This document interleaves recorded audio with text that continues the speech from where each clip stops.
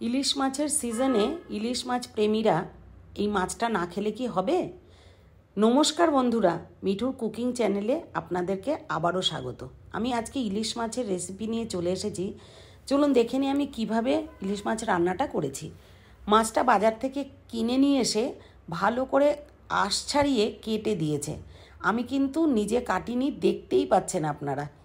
ভালো করে কেটে ধুয়ে আমাকে একদম রেডি করে দিয়েছে। এরপর আমি চলে গেছি রান্নার কাজে। তো মাছগুলোকে ভালো করে ধোয়া জল ঝরানো অবস্থায় নিয়ে এর মধ্যে লবণ আর হলুদ মাখিয়ে রেখে দিয়েছি কিছুক্ষণ। মানে জাস্ট লবণ হলুদ মাখিয়ে রেখে এরপর আমি গ্যাসের উনানে চলে গেছি। কড়াইটা বসিয়ে দিয়ে এর মধ্যে পরিমাণ মতন সর্ষের তেল দিয়েছি। মানে সর্ষের তেলটা কিন্তু আমি একটু বেশি করেই দিয়েছি। এদিকে বেগুন কেটে নিয়েছি, বেগুন কালো বেগুনই কেটেছি, আর 5-6টা মতো কাঁচা লঙ্কা। আপনারা যেরকম ঝাল খান, মানে লঙ্কায় যেরকম ঝাল হবে সেই অনুযায়ী লঙ্কা নেবেন। তো আমি 5-6টা কাঁচা লঙ্কা নিয়েছি। এরপর সর্ষের তেল গরম করে তেলে ভালো করে মাছগুলোকে লাল লাল করে ভেজে নিয়েছি। আমার কিন্তু ইলিশ মাছের লেজা ভাজা খেতেই ভালো লাগে। আপনাদের কার কার লেজা খেতে ভালো লাগে একটু জানাবেন কমেন্ট করে। মানে আমার সাথে একমত কে কে।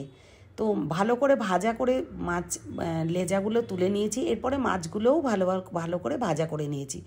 তো খুব বেশি যেগুলো ভাজা খাবো সেইগুলো কিন্তু খুব বেশি করে ভাজবো, আর যেইগুলো ঝোলে দেবো অত বেশি ভাজবো না।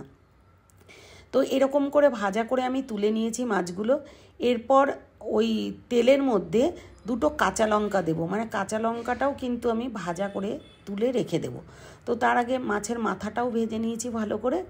ভেজে নিয়ে ওই তেলের মধ্যে 2টো কাঁচা লঙ্কা দিয়ে একটু ঢাকা দিয়ে দেবো।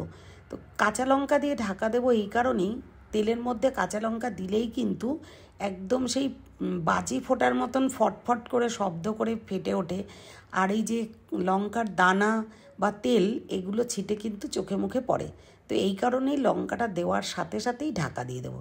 দিয়ে এবারে ওই ভাজা লঙ্কা আর এই প্লেন তেল ভাজা মাছের মধ্যে বেশ কিছুটা তুলে রেখে দেবো।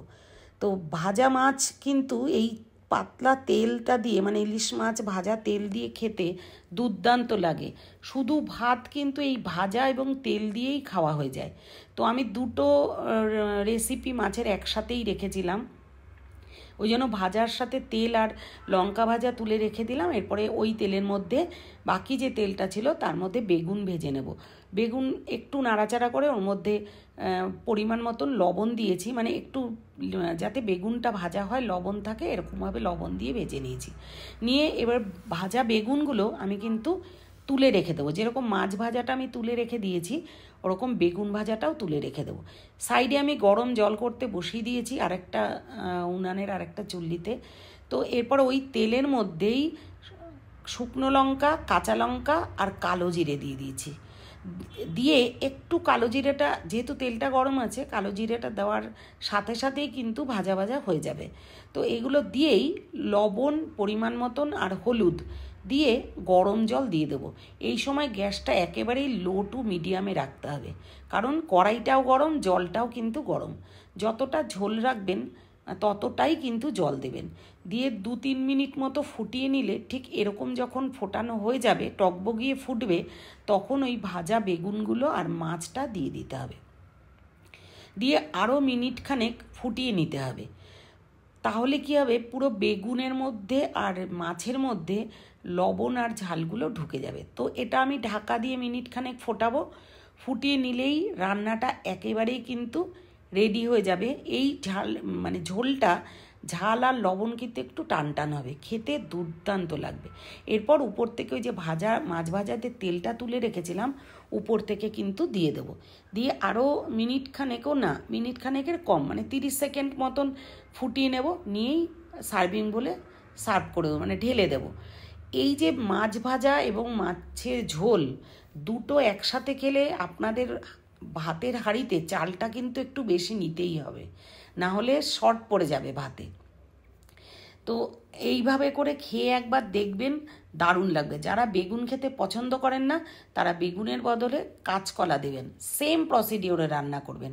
তো পুরো ভিডিওটা কেমন লাগলো, যারা এখনও সাবস্ক্রাইব করেননি তারা সাবস্ক্রাইব করে আমার পাশে থাকবেন, আর যারা সাবস্ক্রাইব করেছেন তাদেরকে অনেক অনেক ধন্যবাদ।